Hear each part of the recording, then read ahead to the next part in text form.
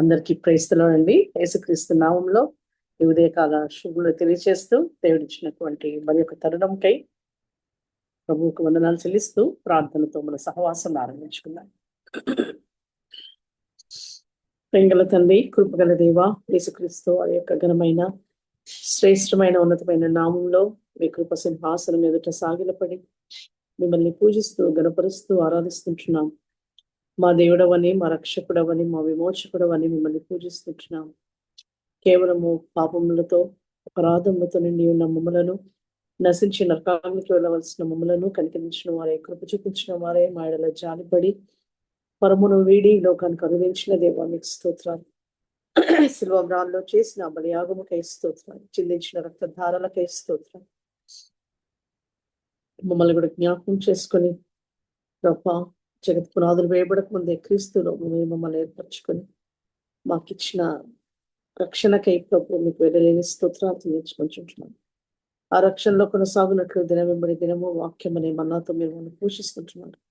అందును బట్టి స్తోత్రాలు తండ్రి. మీ యొక్క కార్యములు మాలో నూతన పరుస్తూ మీరు చూపిస్తున్న మీ కృపలన్నిటికై స్తోత్రాలు.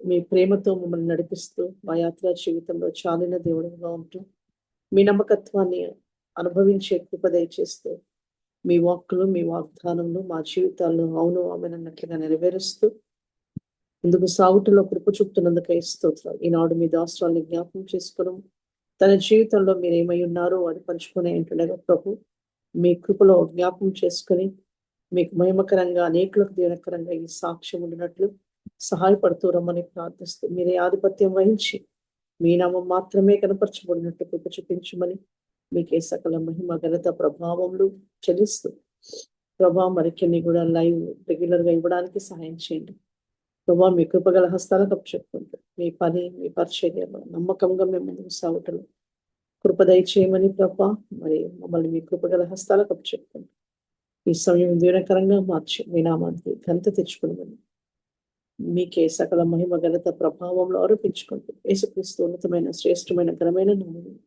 స్తుతించి ప్రార్థించని వైపుంచున్నాము తండ్రి. ఆమేన్. సాక్ష్యం వినక ముందు ఒక పాట విందామండి.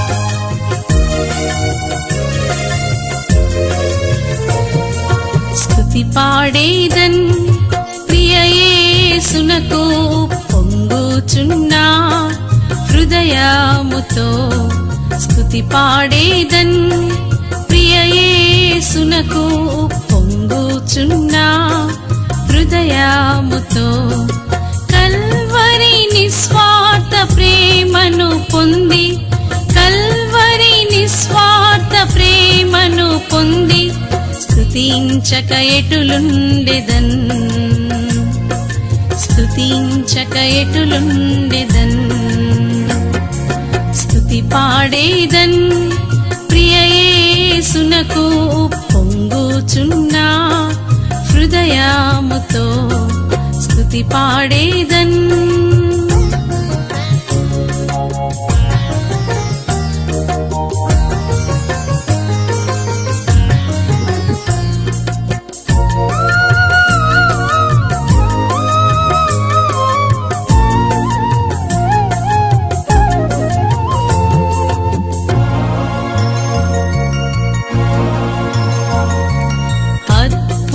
తండ్రి ప్రేమ ఏక కుమారుని నా కొరకొసగన్,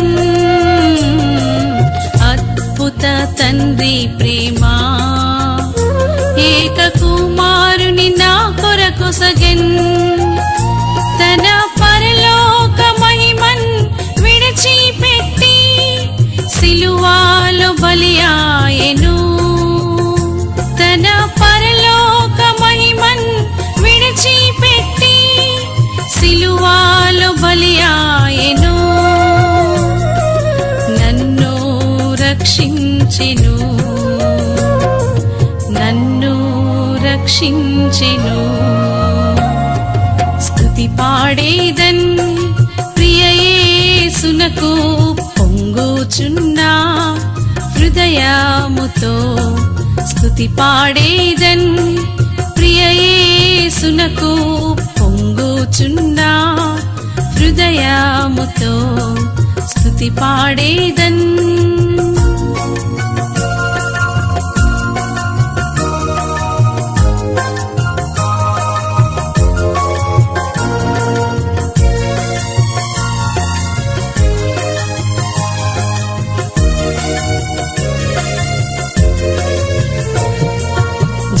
జీవింపచేయను నన్ను తన ప్రాణంబు నా కొరకు సగెన్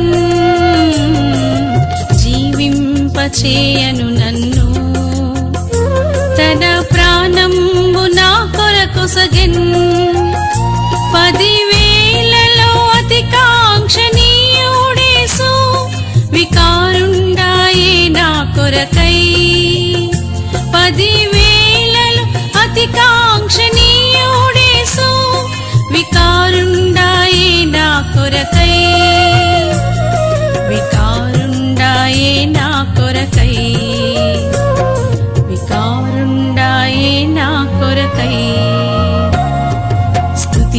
వికారుండాయే నా కొరకై స్తుతి పాడేదన్ ప్రియ యేసునకు పొంగుచున్నా హృదయముతో స్తుతి పాడేదన్ ప్రియ యేసునకు పొంగుచున్నా హృదయముతో స్తుతి పాడేదన్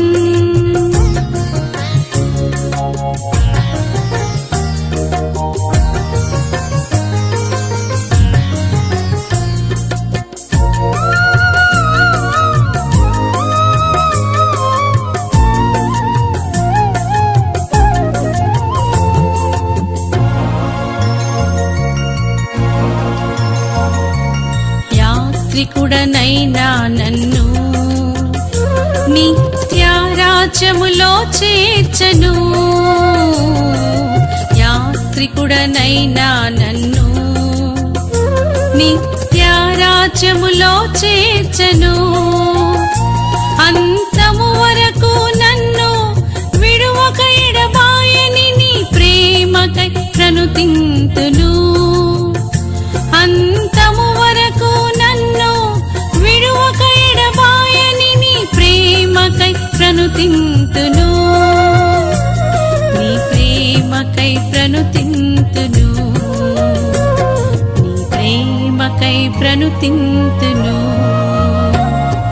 స్తుతి పాడేదన్ ప్రియ యేసునకు పొంగుచున్నా హృదయముతో స్తుతి పాడేదన్ ప్రియ యేసునకు పొంగుచున్నా హృదయముతో కల్వరి నిస్వార్థ ప్రేమను పొంది కల్వరి నిస్వార్థ ప్రేమను పొంది స్తుతించక ఎటులుండెదన్ స్తుతించక ఎటులుండెదన్ స్తుతి పాడేదన్ ప్రియ యేసునకు పొంగుచున్నా హృదయముతో స్తుతి పాడేదన్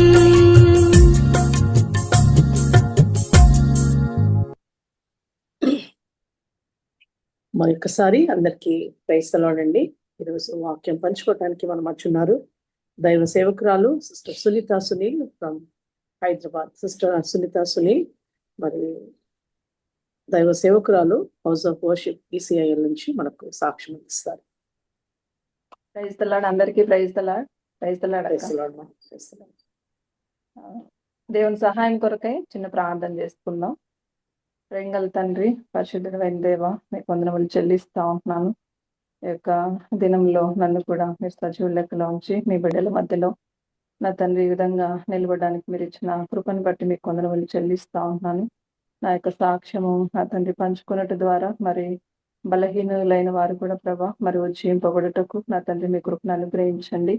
వ్యర్థమైన ప్రతి ఒక్క తలంపును మీరు తీసివేసి అవసరమైన వాటిని మాత్రమే ప్రభా నా యొక్క గమనంలోనికి మీరు తీసుకొని రమ్మని సహాయపడుతురమ్మని మా ప్రభును ప్రేరక్షకుడైన యేసుక్రీస్తు నామంలో స్తుతించి ప్రార్థించి అడిగి వేడుకుంటున్నాం తండ్రి. Amen. మొదటిగా ఒక వాక్యాన్ని చదువుకుందాం. కొరింథీయులకు రాసిన మొదటి పత్రిక మొదటి అధ్యాయము 27 నుంచి 29 వరకు కలిసి ఉన్న ఇక 2 వచనాలను మనము చదువుకుందాం. కొరింథీయులకు రాసిన మొదటి పత్రిక మొదటి అధ్యాయము 27 నుంచి 29 వరకు కలిసి ఉన్న ఇక వచనాలను ఒకసారి మనము కలిసి చదువుకుందాం. ఏ శరీరియు దేవుని ఎదుట అతిశయింపకుండునట్లు జ్ఞానులను సిగ్గుపరచుటకు లోకంలో నుండి వెరువారిని దేవుడు ఏర్పరచుకొని ఉన్నాడు. బలవంతులైన వారిని సిగ్గుపరచుటకు లోకములో బలహీనులైన వారిని దేవుడు ఏర్పరచుకొని ఉన్నాడు. ఎన్నికైన వారిని వ్యర్థం చేయుటకు లోకంలో నీచులైన వారిని, తృణీకరింపబడిన వారిని, ఎన్నిక లేని వారిని దేవుడు ఏర్పరచుకొని ఉన్నాడు. ఈ యొక్క వాక్యం ఎందుకంటే మరి అనుదినము నన్ను బలపరిచేది, నన్ను ధైర్యపరిచేది ఉంది అంటే ఈ యొక్క వాక్యమే. ఎందుకంటే మరి ఇక్కడ నా పరిస్థితి అంతా దేవుడు రాసి పెట్టాడు. ఏంటంటే మరి చాలా బలహీనరాలను, మరి జ్ఞానం లేని స్థితిలో నేను ఉన్నాను. మరి దేవుడు నన్ను ఏర్పరచుకున్నాడు. మరి దాన్ని బట్టి నేను దేవునికి కృతజ్ఞురాలనై ఉంటున్నాను. అయితే నా పేరు సునీత. మరి నన్ను అందరు చూసారని నేను అనుకుంటున్నా. ఎందుకంటే లాస్ట్ టైం మనం ఇక్కడ ఈసీఐలో కలిసాము. మరి ఇక్కడ మేము వచ్చి కూడా ఒక నెల అయింది. మరి ఇక్కడ మేము సేవల్లో ఉంటున్నాం ఈసీఐలో, హౌస్ ఆఫ్ వర్షిప్ లో. మరి నా పేరు సునీత. నేను గ్యారంపల్లి, మాది సొంతూరు. అంటే చిత్తూరు డిస్టిక్, పీలేరుకి కలకడికి మధ్యలో ఉంటది. ఆ ప్రాంతంలో నేను జన్మించడం జరిగింది. మరి అక్కడ నేను ఎక్కడ అంటే ఒక క్రిస్టియన్ ఫ్యామిలీలోనే నేను జన్మించాను. ఎందుకు మా తాత నుంచి మేము క్రిస్టియన్స్ మా ఫ్యామిలీ. అయితే లూథరన్ అన్నమాట. అక్కడ మాకు ఏముంటదంటే ప్రతి దాంట్లో మేము అన్నిట్లోనూ చర్చిలోనే కనిపిస్తాం. కానీ అయితే మాకు వాక్య పోషణ, తర్వాత మేము ఎలా ఉండాలి, ఎలా నడుచుకోవాలి, ఇలాంటివి మాకు ఏమి కూడా అక్కడ బోధించబడవు. ఎందుకంటే ఆల్మోస్ట్ అంతా మేము చెప్పినట్లుగానే అక్కడ జరగడము అలా ఉంటదన్నమాట. అయితే నేను అలాంటి కుటుంబంలో జన్మించాను కానీ మా తాత అంటే మా నానమ్మ మా తాతకి, మా నాన్న వాళ్ళు వచ్చేసి సంతానం 11 మంది. 11 మంది అయితే 7 మంది నాకు మేనత్త గారు. తర్వాత నాన్న వాళ్ళు వచ్చి నలుగురు, 2 పెద్ద నాన్నలు, మా నాన్న, మా తర్వాత మా చిన్నాన్న. మరి ఇలాంటి కుటుంబంలో నేను జన్మించాను. మా నాన్న 3వ వాడు మా నాన్నోళ్ళల్లో. మరి మా ఇంట్లో కూడా సంతానం వచ్చి నాకు ఒక అక్క ఉంది. తర్వాత నా తర్వాత ఇంకొక చెల్లి కూడా ఉండేది. తను చిన్నప్పుడే పుట్టిన తర్వాత మరణించింది. తర్వాత తమ్ముడు. మరి ఇలాంటి కుటుంబంలో నేను జన్మించడం జరిగింది. మాకు ఎలా అంటే ప్రతి ఆదివారము మా కోసమే ఇంటికి పాస్టర్ వస్తాడనమాట. మేము ఎక్కడికి వెళ్ళేది లేదు. మా ఫ్యామిలీ పెద్దది కాబట్టి మాకు మరి తిరుపతి సరౌండింగ్స్ లో మరి అక్కడ ఉన్న చర్చెస్ లో కూడా మా వాళ్ళందరూ పెద్ద మంచి పొజిషన్ లో ఉన్నారు. మరి కాబట్టి ప్రతిదీ కూడా మా తాత చెప్పినట్టుగానే మాకు జరుగుతా వచ్చేది. మరి అలాంటి కల్చర్ లో నేను పెరుగుతా వచ్చిన. మరి చిన్నప్పటి నుంచి కూడా ప్రతి దానికి ప్రేయర్ ఉంటది కానీ ఎందులోనూ మేము కనపడం. ఏదైనా ఉంది అంటే జస్ట్ అలా వెళ్తాము, కనిపిస్తాము, అలా తిరుగుతాము, ఆడతాము, వచ్చేస్తాము అన్నట్టుగానే ఉంటదన్నమాట. అలా అని మళ్ళీ ఏముంటది, ప్రతిరోజు కుటుంబ ప్రార్థన జరుగుతుంది మాకు కంపల్సరీ. మా తాత ఏం చేసేవాడంటే ఉదయకాలం లేచిన వెంటనే కుటుంబ ప్రార్థన ఉండేది. తర్వాత తిరిగి రాత్రి కాలంలో కూడా మాకు కుటుంబ ప్రార్థన ఉండేది. ప్రతిరోజు ఆర్ఆర్‌కే మూర్తి అప్పుడు రేడియోలో వాక్యం వచ్చేది. మరి ఎంతమందికి తెలుసో తెలీదో నాకు తెలీదు గానీ, ఆ యొక్క వాక్యాన్ని సాయంకాలం పూట మేమందరం కూర్చొని వినాలి అంతే. మరి కూర్చోవాలి సైలెంట్‌గా అయితే అక్కడ ప్రెజెంట్ పడాలనమాట. మా తాత అలా ఉండేవాడు. ఆయన టీచరు రిటైర్డ్ అయ్యారు. తర్వాత అలా పెరుగుతా ఉన్నప్పుడు నాకు అంటే ఎలా ఉండేదంటే మాకొక పండగ లాంటిది ఒక మే 7న మా తాత వాళ్ళది మ్యారేజ్ డే జరిగేదనమాట. ఈ ఫెస్టివల్‌కి మాత్రం అందరూ ఆ ఫెస్టివల్ కాదు. ఈ యొక్క అకేషన్‌కి ప్రతి ఒక్కరు ఎక్కడున్నా అంటే వివాహాలైన వారు, ఉద్యోగాల పరంగా బయటున్న వాళ్ళందరూ గూడా అన్ని కుటుంబాలు ఆ యొక్క రోజున కలుసుకోవడం మాకు ఆనవాయితీ అనమాట. ఆ యొక్క రోజు మేమేం చేసేవాళ్ళమంటే మాకున్న పొలాల దగ్గరికి వెళ్లి అక్కడే వంటలు వండుకోవడము, అక్కడే ప్రేయర్ జరుపుకోవడము, అక్కడే అన్నీ చేసుకొని, తిరిగి హ్యాపీగా సాయంకాలము మేము ఇంటికి వచ్చేవాళ్ళం. తిరిగి ఇంటికొచ్చిన తర్వాత పెద్దవాళ్ళందరూ అలసిపోయి పడుకునేవాళ్ళు. చిన్న చిన్న పిల్లలు మేము మా వయసులో ఉన్న అందరూ ఏం చేసేవాళ్ళమంటే, మళ్ళీ కల్చరల్ ప్రోగ్రామ్స్ కలిగి ఉండేవాళ్ళము. సినిమా పాటలు ఉండేటివి, అన్నీ ఉండేటివన్నమాట. అంటే అలాంటి కల్చర్‌లో నేను పెరుగుతా వచ్చిన. మా వాళ్ళందరూ బయటికి కనబడడానికి భక్తిగా కనిపించే వాళ్ళే కానీ, మరి ఏ రకంగానూ అందులో శిలువ కార్యం గూడా సంపూర్తిగా ఎరగలేదేమో అన్నట్టుగా ఉండేదనమాట. ఇలా నేను పెరుగుతా ఉన్న దినాల్లో ఫిఫ్త్ క్లాస్‌లో నాకు హాస్టల్‌లో జాయిన్ చేశారు. క్రిస్టియన్ స్కూల్‌లో. మరి అక్కడే నన్ను సీఎస్ఐ మదనపల్లిలో నన్ను జాయిన్ చేశారు. నేనక్కడికెళ్ళిన తర్వాత మరి అక్కడేంటంటే అది గూడా లూథరన్. తిరిగి నేను సేమ్ అదే దాంట్లో పడినాను. అక్కడ మాకేముంటది ప్రతి ఆదివారం చర్చికి వెళ్ళాలి, రావాలి. అంతేగాని అక్కడ గూడా మాకు సరైన పోషణ ఆత్మీయంగా ఏది గూడా నాకు దొరికేది కాదు. మరి అలాగని నాకు ఆశ ఉందా అంటే, ఆ యొక్క ఆలోచన కూడా నాకు తెలీదు. మరి ఇలాగా నేనున్నప్పుడు మరి నా సెవెంత్ క్లాస్ అలా వచ్చేటప్పటికి ఒక మేనత్త అంటే మా మూడో ఆమెకు మ్యారేజ్ అయ్యి ఆమె పూనా ఇక్కడ కలకత్తా అక్కడ ఉండి వాళ్ళు వర్క్ చేసేవాళ్ళు. మా మామ మిలిటరీలో ఉండేవాళ్ళు. వాళ్ళ తర్వాత వాళ్ళు హెబ్రోన్ ఫెలోషిప్‌కి అలవాటయ్యారు బయటుండి. అక్కడ ఏమైందంటే వాళ్ళు మంచిగా అక్కడ ఉండి మా మామ ఇంకా వీఆర్ఎస్ ఇచ్చి మా చుట్టుపక్కల ప్రాంతాల్లో మరి ఆయన సేవ జరిగించాలి, ఇక్కడ మందిరాలు కట్టించాలి అనే ఉద్దేశంతో ఆయన వీఆర్ఎస్ ఇచ్చి వచ్చారు. వచ్చి ఇక్కడ మాకు దగ్గరలో పీలేరు అని చెప్పాను గదా! అక్కడ రెహోబోతు అనే మందిరాన్ని నిర్మించడము జరిగింది. అప్పుడు అక్కడికి నేనేం చేసేదాన్నంటే మరి హాలిడేస్‌లో ఇంటికొచ్చినప్పుడు మా అత్త ఏం చేసేదంటే తనతో పాటు నన్ను తీసుకొని వెళ్ళేది. తీసుకొని వెళ్తా ఉన్నప్పుడు మా తాతకి, మరి ఆమెకి గొడవ జరిగేది. "ఎందుకు తీసుకెళ్తున్నావు నువ్వు పాపని? నువ్వు వెళ్తున్నావు, నువ్వు వెళ్ళొచ్చు కదా! నువ్వు తీసుకెళ్ళొద్దు" అని మా తాత దండించేవారు. అయితే ఆమె నన్నేం చేసేదంటే, తెలియకుండా మరి తాత అడిగినప్పుడేమో "నేనిక్కడే ఉంటానని చెప్పు. కానీ రెడీ అయ్యేసి రెడీగుండు. నేను ఉదయాన్నే తీసుకెళ్ళిపోతా" అని నాకు చెప్పేదనమాట. అలాగా ఆమె ఏం చేసేదంటే, నన్ను దొంగగా తీసుకొని వెళ్ళడము స్టార్ట్ చేసింది. ఈ హాలిడేస్‌లో నేను ఇంటికొచ్చినప్పుడు ఆమెతో పాటు నేను అక్కడికి వెళ్ళడము స్టార్ట్ చేశాను. అక్కడికి వెళ్తున్నప్పుడు అప్పుడు ఇంకా మందిరం కడుతున్నారు. మరి అక్కడ ఇద్దరు సేవకులున్నారు. వారికి అప్పటికి వివాహాలు అవ్వలేదు. వాళ్ళ పేర్లు మరి డానియేల్ అన్న, ప్రసన్న అన్న. వాళ్ళు అక్కడ సేవలో ఉన్నారు. తిరుపతి న్యూ జెరూసలేంలో అంకులు శాంసన్ అంకులు సేవ చేసేవాళ్ళనమాట. మరి అక్కడి నుంచి వాళ్ళు ఇక్కడికొచ్చారు. వాళ్ళక్కడ సేవ జరిగిస్తున్న దినాల్లో నేనక్కడికి వెళ్తా వస్తూ ఉన్నాను. అయితే మరి సంపూర్తిగా నాకు అక్కడ అంటే నేను ఆత్మీయంగా ఎదగడానికి నాకు టైం లేదు. ఎందుకు హాలిడేస్‌లో వచ్చేది ఒక 2 మహా అంటే ఒక 2 ఆదివారాలు. లేదంటే ఒక ఆదివారమే. తిరిగి మళ్ళీ నేను హాస్టల్‌కెళ్ళిపోయేదాన్ని. ఇలాగ జరుగుతా ఉన్న ఆ టైంలో కూడా నేనేం చేశానంటే అక్కడ మందిరం జరుగుతున్నప్పుడు ఇంటి దగ్గరే మా అత్త భోజనాలన్నీ రెడీ చేసి మేము ఇంటి దగ్గర నుంచి తీసుకొని వెళ్ళేవాళ్ళం. కర్రీస్ ఇంట్లో వండేసి పెద్ద పెద్ద క్యారీలకి వేసుకొని పట్టుకొని వెళ్ళేవాళ్ళం. ఇక్కడ ఇంటి దగ్గర నడవాలి. అక్కడ దిగిన తర్వాత గూడా నడవాలి. ఇంక మేము చేసుకొని అవి తీసుకొని వాళ్ళతో పాటు నేను వెళ్తా ఉండేదాన్ని. అయిపోయినా గూడా సండే అక్కడ ఆరాధన అయిపోయిన తర్వాత గూడా మళ్ళీ నేను అక్కడ వాళ్ళతో పాటి సాయంకాలం వరకు ఉండాల్సొచ్చేది. ఎందుకంటే వాళ్ళు మళ్ళీ హౌస్ విజిటింగ్స్ చేసేవాళ్ళు. చేసి అక్కడక్కడ వాళ్ళందరినీ సమకూర్చేవాళ్ళనమాట. ఆ విధంగా వాళ్ళతో నేను గడుపుతా వచ్చాను. నాకు 8థ్ క్లాసు, 7థ్ క్లాస్ ఆ టైంలో ఉన్నప్పుడు మా అమ్మ వాళ్ళ నాన్న మరణించడం జరిగింది. అయితే ఆ విషయం నాకు తెలపలేదు. నేను హాస్టల్‌లో ఉన్నాను. అప్పటినుంచి నాలో ఒక ప్రశ్న మొదలైంది. ఏంటి అంటే, మరి మా తాత చనిపోయాడు. మరాయన ఎక్కడుంటాడు? మరాయన ఒక్కడే అయిపోయాడు గదా! మరి ఆయనకి ఎవ్వరు లేరు గదా! మరి ఎలా ఉంటాడు? ఎక్కడ ఉంటాడు? నైట్ అంతా చీకటిగుంటది గదా! ఆయన ఎక్కడుంటాడు? అనేది నాలో ఒక ప్రశ్న మొదలైందనమాట. అంటే నెక్స్ట్ ఒకవేళ నేను చనిపోతే నా పరిస్థితి ఏంటి? నేనెక్కడుంటాను? ఒకవేళ రాత్రిళ్ళు ఒంటరిగా ఉండాల్సొస్తదా?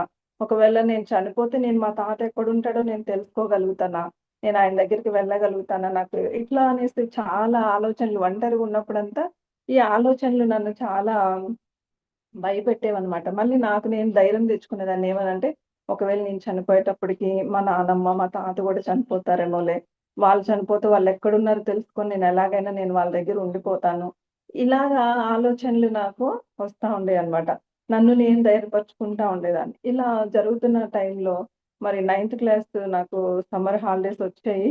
ఆ టైంలో మా అత్త ఏం చేసిందంటే, మరి తిరుపతి న్యూ జెరూసలేంలో అక్కడ వీబీఎస్ అవుతుంది. వెళ్దాం రా అని చెప్పేసి నన్ను తీసుకొని వెళ్ళింది. తీసుకొని వెళ్తే అక్కడికి వెళ్ళాను. మరి అందరూ మరి చాలామంది పిల్లలొచ్చారు. చాలా క్రౌడ్‌గా ఉంది. మరి ఆ పరిస్థితి అంతా చాలా అంటే తినడానికి వెయిట్ చేయాలి. ప్రతి దానికి వెయిటింగ్ కూర్చోవాలి. ఎక్కువ సేపు కూర్చోవాలి. ఇవన్నీ చూస్తుంటే ఒక రకంగా నాకెట్లుందంటే ఇష్టం అనిపించట్లేదు. కానీ ఒక రకంగా పాటలు వింటున్నప్పుడు నాకు చాలా హ్యాపీగుంటది. ఆ పాటలు విన్నంత సేపే నాకు మంచిగుంటది. తిరిగి మళ్ళీ ఇవంతా జరుగుతున్నప్పుడు చాలా బోర్‌గా చాలా ఇలా అనిపించేదనమాట. ఇలా జరుగుతుంది మరి కానీ మా అత్త ఏం చెప్పిందంటే, "నువ్వు కంఠత వాక్యాలన్నీ నేర్చుకోవాలి. నువ్వొచ్చిన టైం వేస్ట్ అవ్వద్దు. నువ్వు తప్పకుండా స్టేజ్ మీద చెప్పాలి" అంటే, దానికోసం మాత్రం 10 కంఠత వాక్యాలు రాసుకున్నాను. నేర్చుకున్నాను చెప్పడానికి. ఇవన్నీ సిద్ధపడుతున్నాను గానీ, మరి నాకు ఎక్కడ గూడా దేవుడు నాతో మరి మాట్లాడినట్టుగా అనిపించలా. సడెన్‌గా నాకొకసారి ఏం జరిగిందంటే లెసన్‌లో కూర్చున్నాను. మరి ఆంటీ మరి ఎవరో నాకు తెలీదు. మరి వాళ్ళు లెసన్ చెప్తా ఉన్నారు. చెప్తా ఆమె ఏం చెప్పిందో నాకు గుర్తులేదు గానీ, ఒక మాట అనింది. "నువ్వు చనిపోతే" అనే మాట స్టార్ట్ చేసిందామ. చేసినప్పుడు నాకు నా మైండ్ ఎక్కడుందో, ఆలోచనలు ఎక్కడున్నాయో తెలీదు గానీ, వెంటనే ఆ మాటలకి నేను డైవర్ట్ అయినా. అంటే ఓకే. అంటే నేను చనిపోతే ఏం జరుగుతదో మరి ఆంటీ చెప్తదేమో అన్నట్టుగా నేను వెంటనే ఆమె వైపు నా యొక్క గమనం పెట్టాను. అప్పుడు ఆంటీ చెప్తున్నారు, "శిలువ కార్యం గురించి వివరించి, మరి ఆయన రక్తంలో నీ పాపాలు కడుక్కుంటేనే నువ్వు మరి పరలోకం వెళ్తావు" అని చెప్పి పరలోకం గురించి, నరకం గురించి ఆమె వివరించడం జరిగింది. మరి అప్పుడు నాలో ఆశ కలిగింది. అంటే ఇప్పుడు నేను నిజంగా మరి కొన్ని పాపాలంటే ఏం చేస్తాము అనేది కూడా ఆమె వివరిస్తా వచ్చింది. మరి ఆ టైంలో నాకనిపిస్తుంది నిజంగా ఇవన్నీ నాలో ఉన్నాయి కదా! మరి నేనెప్పుడు ఎలాగా నేనేం చేయాలి? ఏం చేయాలి? అని అనుకుంటే అప్పుడు సిలువ గురించి చెప్పింది. ఆ రక్తంలో మన పాపాలు ఏ విధంగా కడుక్కోవాలి అనే విషయము మరి ఆంటీ చెప్పినప్పుడు నాకు సంతోషం అనిపించింది గానీ, ఒక రకంగా నాకింకా క్లారిటీగా అనిపించలా. మరి ఇది నిజమా? అబద్ధమా? మరి అట్లా కూడా ఆలోచన నాలో మొదలైంది. సరే ఆ రోజు విన్నాను. మరి తిరిగి ఇంటికొచ్చిన తర్వాత మా అత్తతో నేను పంచుకుంటే, మా అత్త కొంచెం క్లియర్‌గా చెప్పిందనమాట. చెప్పినప్పుడు నేను ఆ రోజు నా మనసులో కొంచెం ధైర్యమొచ్చింది. అంటే నేను చనిపోతే నేను ఆయన రక్తంలో నా పాపాలు కడుక్కుంటే నేనెక్కడుంటా దేవుని దగ్గరుంటాను. ఆ పరలోకం ఎలా ఉంటుందో వివరించేటప్పటికి నాకు చాలా సంతోషం అనిపిచ్చింది. మరి ఆ యొక్క స్థితిలో నేనేం చేశానంటే ఇంటికొచ్చిన తర్వాత మరి నేను నా పాపాలు ఒప్పుకోవడము, మరి నేను దేవుని బిడ్డగా జీవించాలి. ఇంక నుంచి నేనెక్కడ ఎలాంటి వాటిల్లో నేను దేవునికి బాధ కలిగించే వాటిల్లో నేను ఉండకూడదు అనే ఆలోచన నాలో వచ్చింది. వచ్చిన తర్వాత నేను దాన్ని కంటిన్యూ చేద్దాము అని అనుకుంటే తిరిగి మళ్ళీ నాకు హాస్టల్ స్టార్ట్ అయిపోయింది. మళ్ళీ నేను తిరిగి అక్కడికి వెళ్ళిపోయాను. వెళ్ళిపోయిన తర్వాత మళ్ళీ నాకొకసారి మరి మా నాన్నొచ్చాడు నా దగ్గరికి. మా నాన్నొచ్చాడు మరి దసరా హాలిడేస్‌లో మరి ఏదో మళ్ళీ మన దగ్గర ఏదో మీటింగ్స్ ఉన్నాయంట.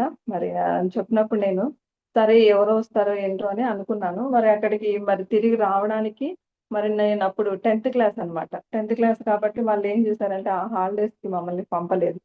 సరే ఇంకా సరే చూద్దాం అనుకున్నాను. మరి డిసెంబర్‌లో మాకు కంపల్సరీ హాలిడేస్ ఉంటాయి. ఎందుకంటే ఆ టైంలో మరి క్రిస్టియన్ స్కూల్ కాబట్టి మరి 10 డేస్ అక్కడ హాలిడేస్ ఇస్తారు. మరి అందులో 10th క్లాస్ వాళ్ళకి ఒక 5 డేస్ మాత్రం వాళ్ళు హాలిడేస్ ఇచ్చారు. కరెక్ట్‌గా ఆ యొక్క ఫెస్టివల్ టైంలో మాత్రము ఇచ్చారనమాట. ఆ రోజుల్లో మరి నేను ఇంటికొచ్చాను.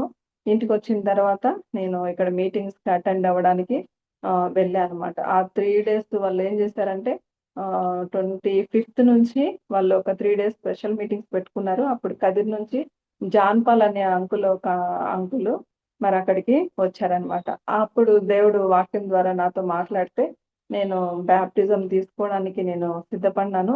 నా పేరు గూడా నేనిచ్చిన. మా అత్త ఒకసారి మళ్ళీ నువ్వు ఆలోచించుకో అంటే, లేదత్త నేను కంపల్సరీ నేను బాప్టిజం తీసుకుంటాను అని అన్నాను. మరి అప్పుడు నా పేరిచ్చాను. నేనక్కడ బాప్టిజం తీసుకున్నా. మరి బాప్టిజం తీసుకున్నాను. ఆ రోజు నాకు దేవుడు ఇచ్చిన వాగ్దానం ఏంటంటే, హ్మ్. పాడైపోయిన స్థలములన్నిటిని నీ జనులు కట్టెదరు. ఆ న్యూ ఇయర్ వాగ్దానం ఏంటంటే కుమారి నీ విశ్వాసం నిన్ను స్వస్థపరచును. అంటే ఈ వాగ్దానం తీసుకున్నాను. నేను బాప్టిజం తీసుకున్నాను. ఇవన్నీ తీసుకున్న తర్వాత తీరా నాకు ఇంకా ఎగ్జామ్స్ దగ్గర పడుతున్నాయి. నాకు టైఫాయిడ్. ఇంకా నేను ఎగ్జామ్స్ రాస్తానా? నేను రాయగలుగుతానా? నేను పాస్ అవుతానా? అనే పరిస్థితి నాకొచ్చింది. అప్పుడు నేనింకా ఏం చేయాలో నాకప్పుడు దగ్గరుండి ఎవరు చెప్పేవాళ్ళు కూడా లేరు. మరి హాస్టల్‌లో గూడా మరి చిన్న చిన్న వాటికి వాళ్ళు ఇంటికి పంపియరు. మరి ఆ టైంలో నేనేం చేశానంటే, దేవుడు నాకిచ్చిన తలంపు, మరి నీకిచ్చిన వాగ్దానం ఎత్తి నువ్వు ప్రార్థన చెయి. అంటే దాన్ని పెట్టుకునేదాన్ని. మరి ఇందులో ఏముంది? అది ఎక్కడుంది? అవి కూడా నాకు తెలిసేది గాదు. మరి ఆ యొక్క వాక్య భాగాన్ని నేను చదువుకొని, నేను ప్రార్థన చేసుకుంటా వచ్చిన. మరి అప్పుడు నేను ఎగ్జామ్స్ రాయడానికి దేవుడు నాకు కృపనిచ్చాడు. మళ్ళీ నేను 1 మంత్, 1 ½ మంత్ నేను లీవ్‌లో ఉండాల్సొచ్చింది. ఇంటికొచ్చాను. మరి అక్కడ ఇంట్లో ఉండి మళ్ళీ నేను వెళ్లి ఎగ్జామ్స్ రాసిన. దేవుని కృపను బట్టి నేను ఫస్ట్ క్లాస్ మార్కులే వచ్చినాయి. తర్వాత నేను పాస్ అయ్యాను. ఇది జరిగిన తర్వాత మరి ఇంకా నేను ప్రభులో ఉండాలి అనే ఆశ నాలో పెరిగింది. అంతలోనే తిరిగి నేను ఎక్కడికి వెళ్ళాల్సొచ్చిందంటే ఇంటర్మీడియేట్ నేను ఎల్ఎన్‌సి జూనియర్ కాలేజు మరి జమ్మలమడుగులో నేను జాయిన్ అయ్యాను. అక్కడ కూడా మరి హాస్టలే. మరి అక్కడున్నప్పుడు తిరిగి ఇక్కడ ఉన్న ఈ హాలిడేస్‌లో మరి ఇక్కడ నేను ఏ విధంగా ఎలాంటి తీర్మానాలు చేసుకున్నానో, ఆ తీర్మానాల్లో నిలిచి ఉండలేకపోతా వచ్చిన. తిరిగి అక్కడేంటంటే మాకు సండే గూడా వర్షిపు. అంటే ప్రతి వారం చర్చికి వెళ్ళడానికి ఉండేది గాదు. ఏదో ఒక సండే మాత్రమే వెళ్ళేవాళ్ళం. తర్వాత ఎప్పుడు మాకు లోపలే ఒక చర్చ్ ఉంటది. మేమే పాటలు పాడుకోవడము. ఎవరైనా అక్కడ ఉండే వార్డెన్స్ కానీ, లేకపోతే ఎవరైనా మరి చర్చ్ నుంచి కొంతమంది ఎవరైనా వచ్చి కొద్దిసేపు వాక్యం చెప్పేవాళ్ళు. అలా అయిపోయేదనమాట. ఆ 2 ఇయర్స్ కూడా నేను మరి దేవునికి నేను చాలా దూరం అయిపోతా వచ్చిన. ఆ తర్వాత నా డిగ్రీ టైంలో కూడా మరి అలాగే నేను సంపూర్తిగా ఇంకా దేవుడికి నాకు చాలా ఎడబాటొచ్చింది. మరి ఈ టైంలో తిరిగి నేనింక అనుకున్నాను, మా వాళ్ళకందరికి వివాహాలవుతా ఉన్నాయి. మరి వాళ్ళంతా మంచి మంచి సంబంధాలు చూసి మరి పెళ్ళిళ్ళు జరుగుతా ఉన్నాయి. మరి ఈ టైంలో నేను మరి ఇక్కడి నుంచి అంటే నేను హైదరాబాద్‌లోనే ఉన్నాను. హైదరాబాద్ నుంచి నేను తిరిగి బెంగుళూరెళ్ళా. మరి అక్కడ నేను ఒక చిన్న జాబ్ చేసుకుంటూ నేనక్కడ గడుపుతా ఉన్నా. ఆ టైంలో నాకు గట్టి నిర్ణయం ఒకటి చేసుకున్నా అనమాట. ప్రభా! మరి ఇంతకాలము నా జీవితంలో నేను వ్యర్థం చేసుకుంటా వచ్చినా. మరి ఇకనైనా నేను సంపూర్తిగా నీలో ఉండాలి. నేను ఏది పొందుకున్నా అది నీ ద్వారానే అది జరగాలి ప్రభా! అనేసి నేను ప్రార్థన చేసుకొని ఒక నిశ్చయతతో నేను బెంగుళూరు వెళ్ళడం జరిగింది. మరి బెంగుళూరులో అక్కడ మా తమ్ముడు వాళ్ళతో కలిసి ఉండి నేను జాబ్ చేసుకుంటా ఉన్నాను. ఆ టైంలో మరి అనుకోకుండా సడెన్‌గా నేను చాలా విషయాలు చెప్పట్లేదు. ఎందుకంటే మళ్ళీ టైం ఇదవుతుందని. మరి ఆ టైంలో మా తమ్ముడికి మ్యారేజ్ సెట్ అయింది. అంటే అది ఫోర్స్‌బుల్‌గా మరి జరగాల్సొచ్చింది. మరి ఆ టైంలో ఏం జరిగిందంటే ఇంకా వాడికి పెళ్లి సెట్ అయిపోయింది. డేట్ ఫిక్స్ అయింది. మరి మా ఇంట్లో అందరికీ సమాధానం లేదు. మరి ఇలాంటి రోజుల్లో నాకు, మా నాన్నకి గూడా కొంచెము మాటలు ఇదిగా ఉన్నాయన్నమాట. ఆ టైంలో ఇంకా వాళ్ళ ఇష్టానికి నేను వదిలేసాను. నేను నా అంతట నేనున్నా. మరి ఆ టైంలో ఏం జరిగిందంటే సేవకులు అంటే హ్మ్. కలకడలో కూడా మేము మా మామ మందిరం కట్టడం జరిగింది. అక్కడికి గూడా మేము చాలా కాలం పరిచర్య కోసం వెళ్ళాము. అక్కడి నుంచి అక్కడికి ఒక సేవకుడొచ్చారనమాట. ఎవరా అన్న అంటే పుష్పరాజ్ అన్న. మరి ఆ అన్న అక్కడ కలకడ గిల్గాల్లో సేవలో ఉండేవాళ్ళు. మరి ఆ అన్న దగ్గరికి మరి ఇప్పుడు సునీల్ బ్రదరు వాళ్ళ నాన్న ఆహ్, వచ్చారనమాట. ఎందుకొచ్చారు అంటే, వాళ్ళు ప్రపోజల్స్ చూడ్డానికని అక్కడికి వచ్చారు. వస్తే ఆ టైంలో వీళ్ళొచ్చే సంగతి మర్చిపోయి మరి పుష్పరాజన్న ఇక్కడ మా మేనమామ ఉన్నారు గదా! మా మేనమామ దగ్గరికి వచ్చారనమాట. అక్కడ ఎల్డరు మరి ఆయన దగ్గరికొచ్చినప్పుడు వీళ్ళు ఫోను జేశారు. ఇలా మేమొచ్చామన్నా అంటే, అయ్యో! మీరొచ్చే సంగతి నేను మర్చిపోయానన్నా. నేనిట్లా ఆనందరావు అంకుల్ దగ్గర ఉన్నాను గ్యారంపల్లిలో అనంటే, అప్పుడు మా మామ అంటే మా మేనమామ విని, సరే మీరు ఇక్కడికి రండన్నా భోంచేసి ఎల్దురు గాని అని జెప్పేసి ఇంటికి పిలిపిచ్చారనమాట. మా ఊరికి వాళ్ళని పిలిపించారు. ఆ రోజు మరి బ్రదర్ వాళ్ళ నాన్న ఇద్దరు గూడా గ్యారంపల్లికి రావడము జరిగింది. అయితే నేను ఆ టైంలో అక్కడ లేను. మా మామ ఏం జేశాడంటే, మా వాళ్ళందరూ ఇక్కడున్నారు. కాబట్టి వాళ్ళని ఒకసారి పరిచయం జేస్తాను. వాళ్ళ ఇళ్ళలో మీరు ప్రేయర్ చేద్దురు రండి అని జెప్పి తీసుకొనొచ్చినారు. మా ఇంటికి తీసుకొనొచ్చినప్పుడు అప్పుడు మా తమ్ముడిది పెళ్లి డేట్ ఫిక్స్ అయింది. మరి ఆ విషయాలన్నీ మాట్లాడుతున్నారు. ఆ టైంలో మరి పుష్పరాజు అన్న ఆ విషయాలు మాట్లాడడానికి ఇంటికొచ్చినప్పుడు, మరి అవన్నీ మాట్లాడిన తర్వాత మరి ప్రేయర్ చేసేటప్పుడు పుష్పరాజు అన్న నా గురించి అంటే ప్రేయర్‌లో దేవుడు తలంపిచ్చాడంట. మరి సునీల్‌కి, సునీతని ఎందుకు చూడకూడదు అనేసి నాన్నకి తలంపొస్తే వెంటనే ప్రేయర్ అయిపోయిన తర్వాత అమ్మ వాళ్ళని అన్న అడిగారనమాట. మరి సునీత విషయం ఏమనుకుంటున్నారక్క అంటే, మరి వాళ్ళ తమ్ముడికి కూడా ఇంకా వీడికి కూడా పెళ్లయిపోతుంది కాబట్టి, ఇంకా సునీతకి కూడా మేము చేసేయాలి అని అనుకుంటున్నాము. కుదిరితే చేస్తాము అనేసి మా పేరెంట్స్ చెప్పారన్నమాట. ఈ మాట విన్న తర్వాత అప్పుడు అంటే బ్రదర్ వాళ్ళ నాన్న మరి దేవుడు ఆ దినాన మరి ఆయనతో మాట్లాడినారంట. మరి మా ఇంటికొచ్చిన తర్వాత మరి నాకడ ఇంట్లో పరిస్థితులు చూసి మరి నా ఫోటో గూడా వాళ్ళు చూసిన తర్వాత మా అమ్మకి దేవుడు సమాధానం ఇచ్చాడని వాళ్ళు నన్ను చూడకుండానే మేము పాపను చేసుకుంటాం. మీరొక రోజు పిలిపిచ్చండి అని చెప్పి మా అమ్మ ఇంట్లో వాళ్ళతో చెప్పి వెళ్ళడం జరిగింది. మళ్ళీ ఈ విధంగా జరిగిన తర్వాత కొద్ది కాలానికి మళ్ళీ నన్ను కూడా పిలిపించారు. మరి వాళ్ళు అందరూ వచ్చి చూసారు. చూసిన తర్వాత మరి కొన్ని ఆహ్, ప్రశ్నలు నన్నడిగారనమాట. మామ అంటే బ్రదర్ వాళ్ళ నాన్న నన్ను కొన్ని ప్రశ్నలడిగారు. అప్పుడు ఫస్టు ప్రశ్న ఏంటంటే రక్షణ గురించి ఆయన నన్నడిగారు. నేను దాని గురించి చెప్పాను. ఆ తర్వాత పక్క నుండి ఈయన చెప్పిస్తా ఉన్నారు. నేను ఫ్యూచర్‌లో సేవకి వెళ్తాను. మరి రావడం ఇష్టమేనా అనంటే, మరి నాకు ఆ సేవ గురించి అంత అవగాహన లేదు. మరి పాస్టర్స్ అంటే మరి ఎలా ఉంటారో నేను చిన్నప్పటి నుంచి నేను ఇంట్లో చూసిన దాన్నే. ఎప్పుడైతే వర్షిప్ అయిపోతదో అప్పుడు మా తాత వాళ్ళకు డబ్బులిస్తే వాళ్ళు వెళ్తా ఉండేవారు. ఇవన్నీ నేను కళ్ళతో చూసాను. మరి ఈ విధంగా ఆయన అన్నప్పుడు నేనింకా సమాధానం చెప్పకనే మా మేనమామ అంటున్నారు, "మా పాప పర్లేదు. తను బాగుంటది. బాగా సేవకు సహకరిస్తది." అది ఇది అని మా మామయ్య చెప్పేస్తున్నారనమాట ఆన్సర్. తర్వాత నెక్స్ట్ ఇంకొక ప్రశ్న ఏంటంటే, "నువ్విప్పుడు అన్ని ఆభరణాలన్నీ పెట్టుకున్నావు గదా! మరి ఫ్యూచర్‌లో తీసేయాల్సొస్తది." అనే ప్రశ్న గూడా ఈయన వాళ్ళ నాన్నతో అడిగిచ్చారనమాట. అడిగిస్తే నేనింకా నోరు విప్పి నేనేం చెప్పాలా నేను ఆలోచిస్తా ఉన్నట్టుగానే మా మామ వెంటనే రెస్పాండ్ అయిపోయి, "మా పాపకి అవన్నీ ఇష్టం లేదు. మా పాప తీసేస్తదని" ఈ ఈయనే చెప్పేస్తున్నారనమాట.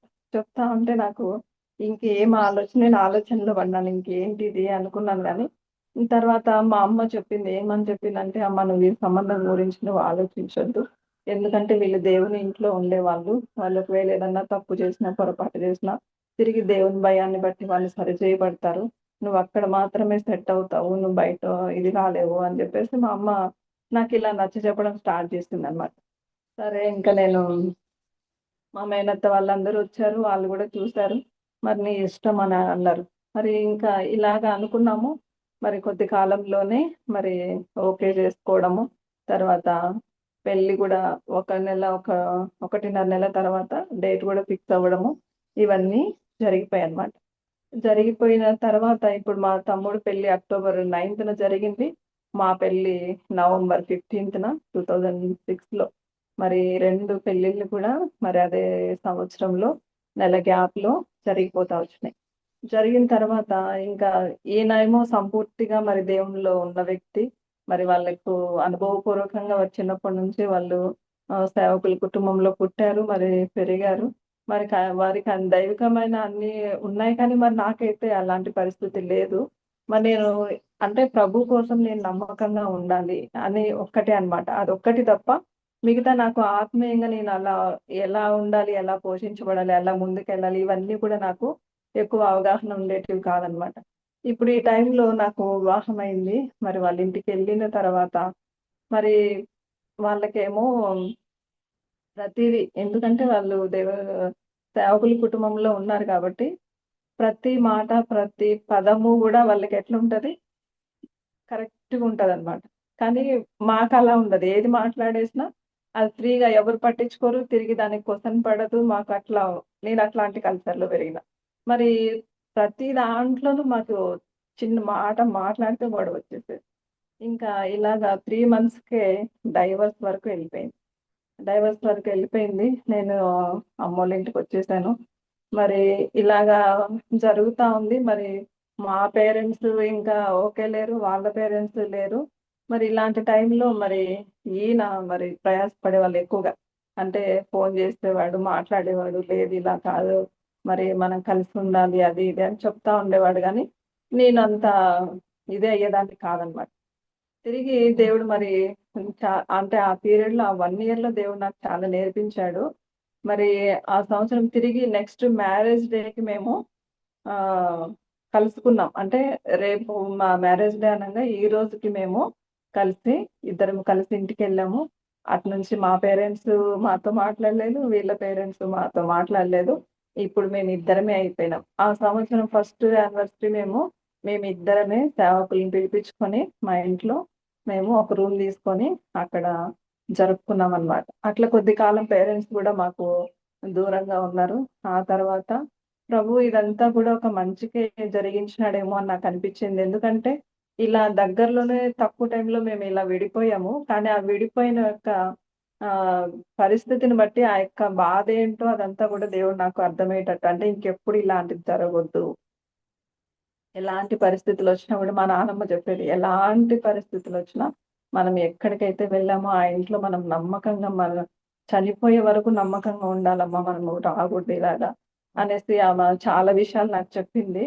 మరి ఇవన్నీ కూడా నేను జ్ఞాపకం పెట్టుకొని మేమింకా అలాగా ఎన్ని పరిస్థితులొచ్చినా కొనసాగిపోవడానికి దేవుడు మాకు సహాయపడతా వచ్చాడు. అయితే మేము అక్కడ కలిసి ఇంగ జీవిస్తా ఉన్నాము. ఈయన వర్క్ చేస్తా ఉన్నారు.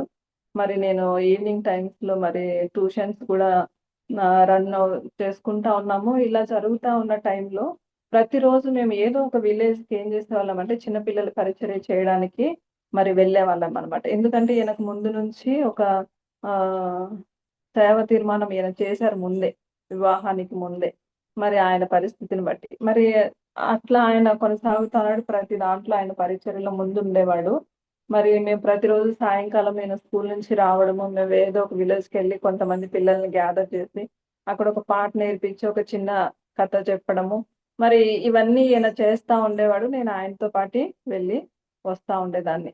మరి మా కుటుంబ ప్రార్థనలో దేవుడు ఎప్పుడు చూసినా సంపూర్ణ సేవ కొరకై మాతో మాట్లాడుతా వస్తా ఉన్నప్పుడు, మేము అనుకునే వాళ్ళము, ఎందుకు ప్రభా! మరి మేము సంపూర్ణంగా చేయలేము. ఎందుకంటే సేవకుల పరిస్థితి మరి ఎలా ఉంటదో మరి చూసిన వాళ్ళము. అలా కాకుండా మరి జాబ్ చేసుకుంటూ, ఆ యొక్క డబ్బును మరి సేవ కొరకు మేము పెడతాము. ఇలాగా చేసుకుంటూ మేము ఉంటాం ప్రభా! మరి సంపూర్ణ సేవకైతే మేము రాలేము అనేది నాలో ఉన్నింది. ఈయనకైతే మరి చెయ్యాలని ఉంది. కానీ సంపూర్ణంగా నేను గూడా సహకరించలేదనమాట. నాకు ఎప్పుడు ఈ మాట చెప్పినా నేను వెంటనే మళ్ళీ వెనకంజ వేసేదాన్ని. ఇలా జరుగుతా ఉన్నప్పుడు ఒకసారి చేర్యాలలో వీబీఎస్ కోసం మమ్మల్ని పిలిచారు. అక్కడ 10 డేస్ వీబీఎస్ జరిగింది. అప్పుడు చేర్యాలలో ప్రసాద్ రెడ్డి అంకులు ఆహ్, సేవలో ఉన్నారు. ఆ అంకుల్ వాళ్ళేం జేశారంటే, మమ్మల్ని వీబీఎస్‌కి పిలుచుకున్నప్పుడు ఆ 10 డేస్ అక్కడుండి పరిచర్య జేశాము. చేసిన తర్వాత ఆంటీ అక్కడ ఒక మాట అనింది నాతో. ఏమనిందంటే, "సునీత దేవుడు నీకు పిల్లలివ్వడు. నువ్వు ఈ విధంగా వీబీఎస్ పరిచర్య జేసుకుంటా, చిన్న పిల్లల మధ్యలో పరిచర్య జేసుకుంటా పిల్లల్ని కనాల్సిందే గానీ, దేవుడు నీకు శారీరకంగా అయితే పిల్లల్నివ్వడు" అని ఆంటీ నాతో అన్నది. అన్నప్పుడు నాకు చాలా బాధనిపిచ్చింది. ఏంటి ఆంటీ ఇలా మాట్లాడుతుందని అనుకున్నాను. మరి అదయిపోయిన తర్వాత అంకుల్ అన్నాడు, "మీరు సంపూర్ణ సేవకు రావాలి" ఆహ్, అని అంకుల్ చెప్పాడనమాట. చెప్పినప్పుడు మరి క్యాజువల్‌గా తీసుకున్నాము. అక్కడి నుంచి రావడం జరిగింది. వచ్చేసిన తర్వాత ప్రతిసారి మేము దేవుడు మాతో మాట్లాడిన ప్రతిసారి గూడా ఆహ్, ఏదో రకంగా సాకు చెప్పడము, మేము తప్పించుకుంటా ఉన్నాము. ఇలా కొద్ది కాలం జరిగింది. జరిగిన తర్వాత ఈయన జాబ్ మానేయడం జరిగింది. అప్పుడు నేనన్నాను నాకు చెప్పకుండానే ఆయన ఇది చేసేసారు. అప్పుడు నేను దేవుని దగ్గర ఏడుస్తా ఉన్నా. మరి 2 రోజులు నేను భోజనం తినకుండా ఏడుస్తా ఉన్న ఆ టైంలో మరి ఇంక మా మామ అంటున్నాడు నన్ను చూసి తట్టుకోలేక ఆ పాప ఎందుకు ఇంత బాధపడుతుంది. మరి తన సహకారం లేకుండా నువ్వు ఏ విధంగా సేవ చేయగలవు? మరి నువ్వు తిరిగి జాబ్‌లో జాయిన్ అయిపో. నువ్వు తనని బాధ పెట్టకు. సంపూర్తిగా ఆ పాప వచ్చే వరకు నువ్వు వెయిట్ చెయ్యి అని మా మామ తనకి చెప్పినా గూడా ఆయన వినలేదనమాట. సరే నేను ఇంకా ఈయన వినేటట్టు లేడని చూసినా ఇంకా ఆ రోజు నేను ఏడ్చుకొని బాగా బాధలో ఉన్నాను. నేను బైబిల్ గూడా చదవలేదు. ప్రార్థన గూడా చేసుకోలేదు. మరి ఆ టైంలో ఒక 2 వాగ్దానాలు కింద పడిపోయినాయని మా మామ మా ఆడబిడ్డని అరిచినాడనమాట. ఈ 2 వాగ్దానాలు తీసి లోపల ఎత్తిపెట్టు మరెక్కడంటే అక్కడ పడేస్తారు అని అరుస్తా ఉన్నప్పుడు ఆమె తీసి నా చేతికిచ్చింది. మరి తీసి లోపల పెట్టు అన్నప్పుడు నేననుకున్నాను ఆ 2 వాగ్దానాలు నేను ఇలా తీసి దాచిపెట్టి నా మనసులో నేను ప్రార్థన చేసుకున్నా. ప్రభా! మరి మా పరిస్థితి ఇలా ఉంది కదా! మరి ఏంటి? మరి నువ్వేం చేస్తావు అన్నట్టు నేనప్పుడు అడిగితే ఆ యొక్క వాగ్దానంలో ఏముందంటే నీ యొక్క ప్రతి బాష్ప బిందువును నేను తుడిచివేసేదను. మరి ఇలా ఉంది. మరి నేను సేవ చేయాలని మరి నాకు ఆహ్, లేదు. కానీ దేవుడు నాతో ఒకసారి యూత్ క్యాంప్ జరుగుతా ఉన్నింది అనంతపురంలో. మరి జయరాజ్ అన్న ఒక అంశం మీద మాట్లాడుతా ఉన్నారు. ఏంటి అదంటే ఆహ్ ఎవరిని పంపేదను నాకే ఎవరు పోయేదనని చెప్పి ఈ యొక్క థీమ్ మీద అన్న మాట్లాడుతా ఉన్నాడు. మరి ఆ సమయంలో నాకు తెలియకుండానే మరి నాకు దుఃఖమొచ్చింది. ప్రభువా! మరి నువ్వు నా కోసం ఇన్ని చేసావు. నేను నీ పరిచర్య చేయలేనా అన్నట్టుగా నేను నా యొక్క చేతులెత్తి నేను చూపించాననమాట. మరి అప్పటినుంచి దేవుడు నాలో ఒకలాంటి ఏదో ఒక వాక్యం ద్వారా ఏది చదివినా, ఏ సాక్ష్యం విన్నా, ఎక్కడన్నా చివరికి ఏదన్నా ఎవరన్నా చనిపోయినప్పుడు భూస్థాపనకి వెళ్ళినా గూడా ఏదో ఒక విధానంలో దేవుడు నాతో మాట్లాడుతా ఉండేవాడు. హెచ్చరించేవాడనమాట. నువ్వేంటి వాళ్ళ గురించి సాక్ష్యం చెప్పినప్పుడు మరి నీ గురించి నెక్స్ట్ ఏం సాక్ష్యం చెప్తారు? మరి నువ్వు ఎంతమందిని సంపాదిస్తావు? మరి నువ్వేం చేస్తావు? అని చెప్పి నాకు క్వెషన్ మార్క్ పడతానే ఉండేదనమాట. అట్లా ఉండింది. మరి ఈ టైంలో మరి నేనేం చేయాలి ప్రభా! అనంటే ఈయనేమో ఆహ్, ఆహ్, తప్పకుండా మనకి ఏముండాలి? ట్రైనింగ్ ఉండాలి. తర్ఫీదు కావాల్సిందే. మనం ఎక్కడో దగ్గరికి వెళ్ళాలి అని అన్నప్పుడు మరెక్కడికి వెళ్ళాలి అనంటే ఈయన ఎవ్వరికి ఫోను చేసినా గూడా నీకు తర్ఫీదు ఎందుకయ్యా? మరి సేవకుని కుటుంబంలో నువ్వు పుట్టావు, పెరిగావు, అన్నీ చూసావు గదా! మరి నీకన్నీ తెలుసు. మళ్ళీ నీకు తర్ఫీదెందుకు వద్దు. మీరు డైరెక్ట్‌గా ఎవరినన్నా చూసి మరి సంఘానికి వెళ్ళండి అని చెప్పి అందరూ చెప్తా ఉన్నారు. ఈ టైంలో మరి ఏంటి ప్రభా! మరి ఇలా కాదు. మేము కొద్ది కాలమైనా ఎక్కడైనా ఉండాలి అన్నప్పుడు ప్రసాద్ రెడ్డి అంకులు తనంతట తానే మేము చెప్పకనే అంకుల్ ఫోను చేశారనమాట. ఫోను చేసి మాట్లాడుతూ మీరు నా దగ్గరికి ట్రైనింగ్‌కి రావాలి అని అంకుల్ పిలిచారు. మరి దేవుని చిత్తమేమో అని చెప్పి మేమేం చేసామంటే అంకుల్ దగ్గరికి వెళ్ళాము. అక్కడ పరిస్థితులు చాలా అనుకూలంగా లేవు. మరి మేము ఒకప్పుడు అక్కడ ఎళ్ళినప్పుడు ఎలా ఉంది? తర్వాత ఇప్పుడు మేము ట్రైనింగ్‌కెళ్ళినప్పుడు ఎలా ఉందంటే పూర్తిగా చాలా వ్యత్యాసం ఉంది. మరి ఆ టైంలో చాలా విషయాలు దేవుడు అక్కడ నేర్చుకోవడానికి సహాయపడతా వచ్చినాడు. మరి అక్కడున్న టైంలో మరి చాలా మందికి మేమిద్దరం భార్యాభర్తలన్న విషయం గూడా తెలీదు. ఒకరోజు అంకుల్ చుట్టూ పెద్దవాళ్ళందరూ కూర్చున్నారు. వాళ్ళందరూ కూర్చున్నప్పుడు అంకుల్ నన్ను "సునీతమ్మ ఇటు రా" అన్నారు. నేను దగ్గరికెళ్ళేటప్పటికి అంకుల్ అంటున్నారు, "మరి దేవుని చిత్తమైతే నీకు పెళ్లి చేయాలనుకుంటున్నాము. నువ్వు ప్రార్థన చేసుకో" అన్నాడు. ఏంటి అంకుల్ ఇలా చెప్తున్నారా? నేను అంకుల్‌ని అలా చూస్తా ఉంటే, అదే ఇక్కడున్న ఆంటీ వీళ్ళందరూ చెప్తున్నారు. మరి సునీల్‌కి నీకు పెళ్లి చేస్తే బావుంటదని వాళ్ళు అడుగుతున్నారు. మరి నువ్వైతే ప్రార్థన చేసుకో. దేవుని చిత్తమైతే పెళ్లి చేద్దాము అని. అనంటే అట్లా ఉండేదనమాట. అంత పరిస్థితులు అలా ఉండేవక్కడ. సరే నేనక్కడి నుంచి కామ్‌గా వచ్చేసాను. తర్వాత అంకులు మేమక్కడి నుంచి మరి సంఘానికి వెళ్ళేటప్పుడు చెప్తున్నాడు సంఘానికి. వీళ్ళిద్దరూ భార్యాభర్త వీళ్ళు పెళ్ళైన తర్వాతే మన దగ్గరికి తర్ఫీదులోకొచ్చారు. మరి ఇది పరిస్థితి. అక్కడ కొద్ది కాలం మేము తర్ఫీదులో ఉన్న తర్వాత మమ్మల్ని భీమిలికి పంపించారు. భీమిలికి పంపిస్తే అక్కడ అంటే క్రిస్మస్, న్యూ ఇయర్ మినిస్ట్రీకి పంపించారు. అక్కడ పరిచర్య చేసిన తర్వాత అక్కడ సంఘస్థులు మరి వీళ్ళని ఇక్కడే ఉంచాలన్నట్టుగా కోరితే మమ్మల్ని అక్కడే ఉంచారు. మరి మేము కొద్ది కాలం అక్కడ సేవలో ఉన్నాము. మరి కొన్ని పరిస్థితులను బట్టి అక్కడ దేవుడు చాలా నేర్పిస్తా వచ్చాడు. అంటే భోజనం కూడా మాకు కష్టంగా ఉండేదన్నమాట. ఒకసారి ఇంట్లో ఏం లేవు. అప్పుడు వాళ్ళు వారానికి ఒక 500 ఇచ్చేవాళ్ళు. మరి ఒకవేళ అన్న మర్చిపోయి ఇంటికెళ్ళిపోయాడంటే ఇంకంతే. ఆయన బిజీని బట్టి మళ్ళీ ఆయన గుర్తుకొచ్చేది కాదు. ఇంకా ఆయన ఫోను చేసేవాడు కాదు, పంపించేవాడు కాదు. మరి అలాగొకసారి ఒక వారం అలాగే అయింది. మరి ఆ వారంలో మాకు మధ్యలో భోజనం లేదు. లేకపోతే ఆ రోజంతా చూసాము. మరి ఇంకా నాకు సాయంకాలము మధ్యాహ్నం అవుతుంది. ఏమి లేదు. చాలా ఆకలిగా ఉంది. ఏం చేయాలో అర్థం కాలేదు.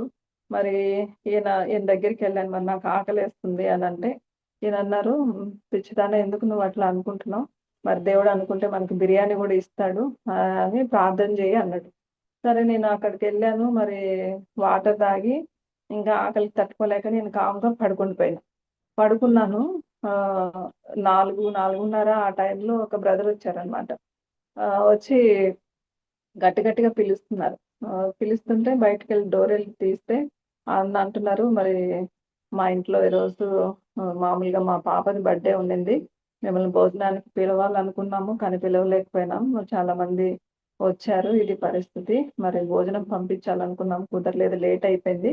ఇప్పుడు తినేసుంటారేమో నైట్‌కైనా తినండి" అని జెప్పేసి ఆయన బాక్స్ ఇచ్చెళ్లారనమాట. నిజంగా దాంట్లో జూస్తే ఏముంది అనంటే బిర్యానీనే ఉంది.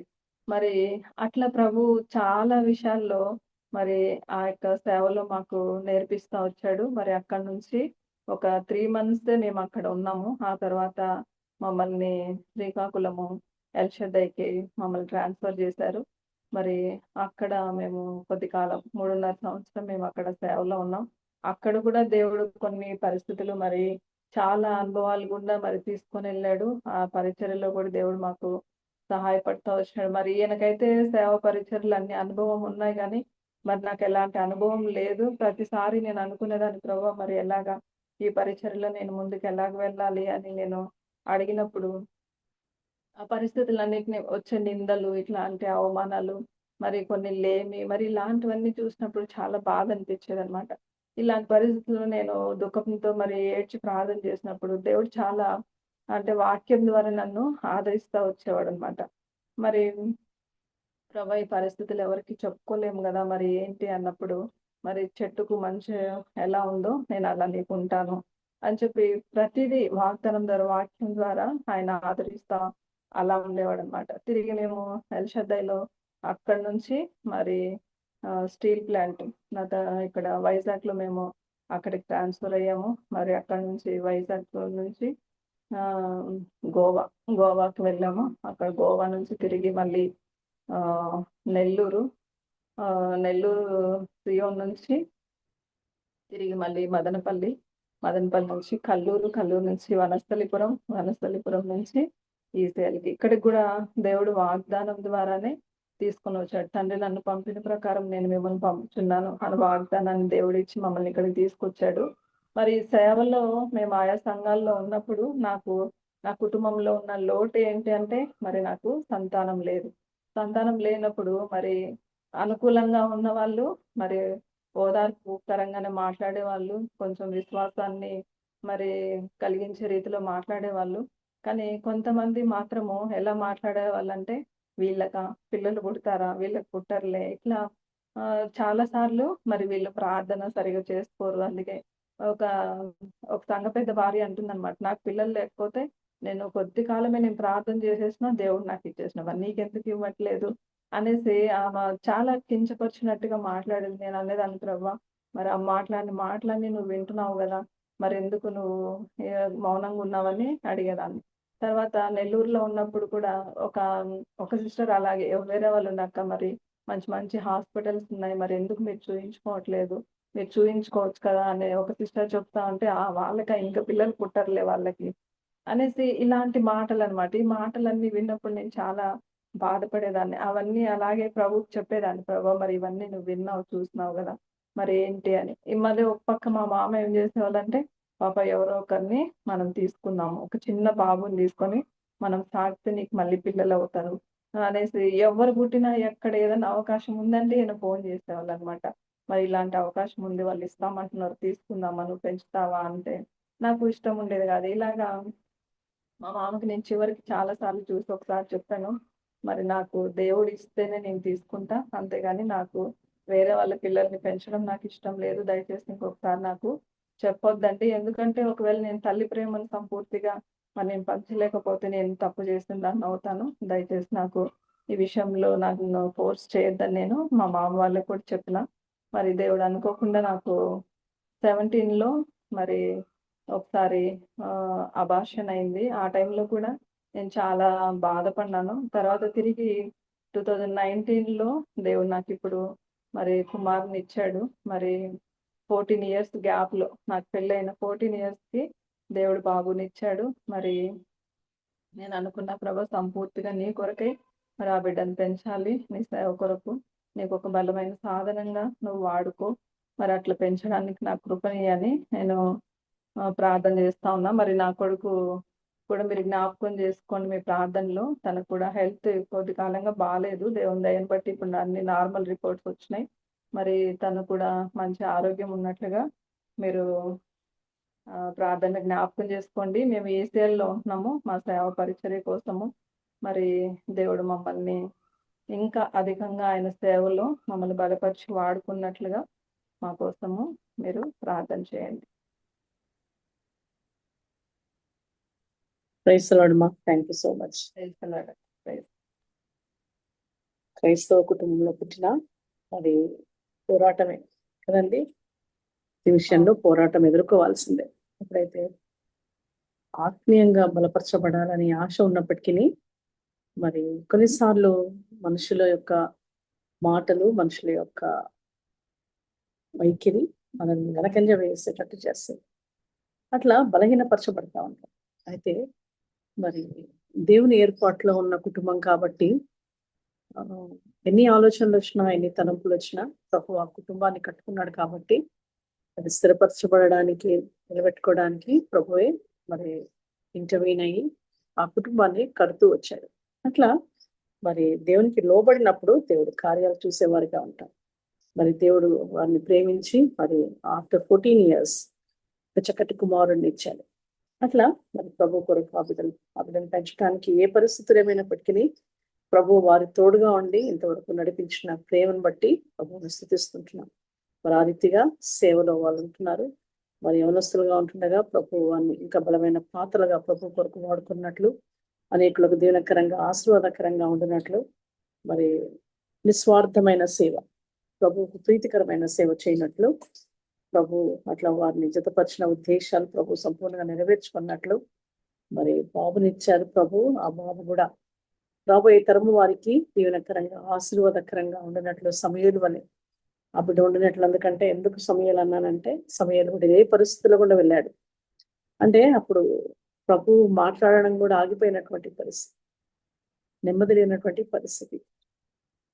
వీళ్ళ కుమారులను చూస్తే భయంకరంగా ఉన్నారు. ఇప్పుడు అదే పరిస్థితి ఉంది మన సహవాసంలో, మన సంఘం.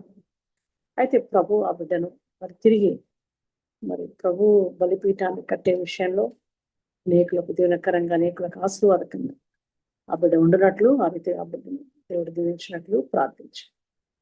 మరి ఈరోజు ఒక గొప్ప దైవజనుని కూడా మనం జ్ఞాపకం చేసుకోవాలి. June 6th అందరికీ తెలిసిందే మరి భక్సింగ్ గారి యొక్క పుట్టినరోజు ఈరోజు. ఎవ్రీ ఇయర్ భక్సింగ్ గారి బర్త్డే రోజు మార్నింగ్ కేక్ కటింగ్ ఉండేది. ఎర్లీ మార్నింగ్ ఫ్యామిలీ ప్రేయర్తో పాటు మీటింగ్ ఉండేది. అప్పటికే సేవకులు చాలా మంది వచ్చేవాళ్ళు. తర్వాత ఆ రోజు ఈవినింగ్ కృతజ్ఞత మీటింగ్, అంటే VBS యూత్ క్యాంప్ అయిపోయిన తర్వాత భక్సింగ్ గారి బర్త్డే రోజే కృతజ్ఞత మీటింగ్ పెట్టేవాళ్ళం. అట్లా జరిగేది. అది ఒక పండగలాగా ఉండేది. అన్ని అంటే ఇప్పుడు తెలంగాణ, ఆంధ్ర అట్లా ఉంది, కానీ అప్పుడు ఏంటంటే అందరూ సేవకులు అంటే సేవకులు మరి తెలుగు సేవకులు అందరూ మరి ఆయా ప్రాంతాల నుంచి, ఆయా విదేశాల నుంచి కూడా అంకుల్ బర్త్డేకి వచ్చేవాళ్ళు అనమాట. అట్లా ఆయన బర్త్డే చాలా ఘనంగా జరిగేది.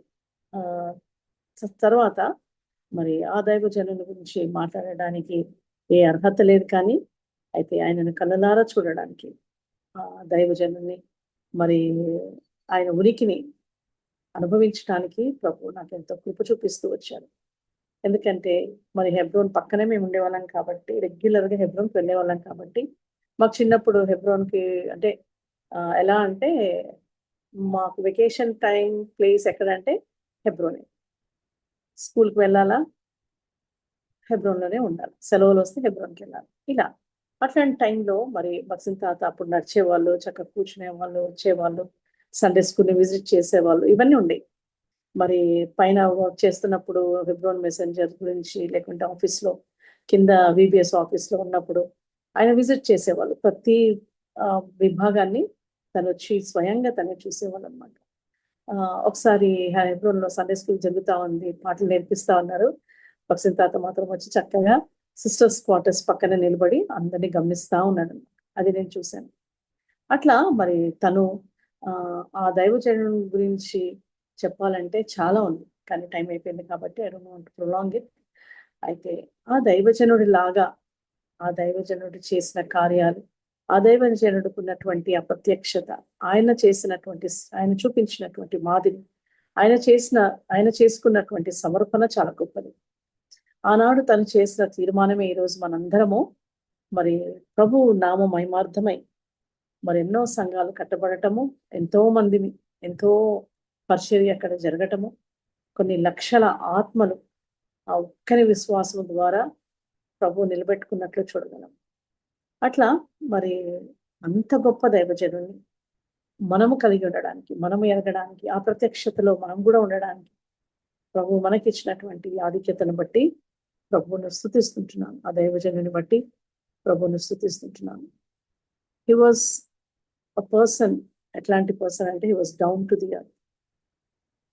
మరి అంత గొప్ప ఇంజనీర్ అయినప్పటికీ, అంత గొప్ప అంటే మంచి ఉన్నతమైన స్థితిలో ఉన్న కుటుంబంలో నుంచి వచ్చినప్పటికీ, ఏనాడు తను ఈ పరిచర్య ఇక్కడ చేయలేను అనే మాట ఎప్పుడు చెప్పేవాళ్ళు కాదండి. ఎంతో పేదవాళ్ళు, ఏమీ లేకుండా వాళ్ళు పిలిచినప్పటికీ ఆ గ్రామాలకు వెళ్ళి అక్కడ, ఇప్పుడంటే మనకు అన్ని ఫెసిలిటీస్ ఉన్నాయి, కానీ ఆ కాలంలో ఫెసిలిటీస్ లేవండి. అయినప్పటికీ తన యొక్క అంటే పిలువబడినటువంటి పిలుపుకు నమ్మకంగా తన పరిచర్య చేయటం ద్వారా, విధేయత చూపించడం ద్వారా, అది ఎటువంటి పరిస్థితి అయినా, ఎటువంటి కష్ట పరిస్థితి అయినా సరే తను ఆ పని చేయడానికి ఇష్టపడుతూ వచ్చాడు. అట్లా ఎంతో ఘనంగా మరి తన అంతిమ యాత్ర ప్రభు తన దాసుని తను మయంపరుచుకున్నట్లు చూస్తాం. అంటే అది ఒక రుజువు అనమాట. తన దాసుని దేవుడు గణపరిచిన విధానం, తన దాసుని పట్ల దేవుడు నిజంగా అంటే బలానమ్మకమైన మంచి దాసుడు అని అనిపించుకున్నట్టు ఆ రోజు తన భూస్థాపన కార్యక్రమంలో మనం చూడగలిగినటువంటి ఆ పెద్ద rainbow. It's not a rainbow, it's a బో. అయితే అది అటువంటి ఒక